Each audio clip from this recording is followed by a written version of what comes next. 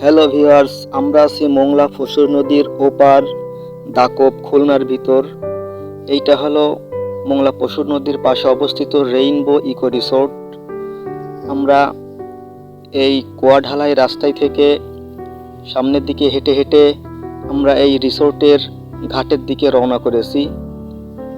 এইটা হলো rainbow eco রিসোর্টের খেয়াঘাট। এইখান থেকে রেইনবো ইকো রিসোর্টে খেয়াঘাট করে অনেকেই আসে। এই হলো সেই ঘাট। আমরা সেই ঘাটে আসছি ঘুরতে। এখন হলো ভাটির সময়, পানিটা অনেক নিচে নেমে গেছে। দূর দূরান্ত থেকে যে আসা লঞ্চ এবং মাঝারি আকারের যে জাহাজগুলো আছে সেই জাহাজগুলো নোঙর করে দাঁড়িয়ে আছে। আমরা সেই ঘাটের একদম শেষ প্রান্তে নদীর কিছুটা মাঝামাঝি চলে এসেছি। এই যে একটা মাছ ধরার ট্রলার দেখতে পাচ্ছেন, বহু লঞ্চ এখানে নোঙর করে দাঁড়িয়ে আছে। এটাও মাছ ধরার একটা লঞ্চ। তো আমরা ঘোরাফেরা শেষে আমাদের বাসার উদ্দেশ্যে রওনা করেছি।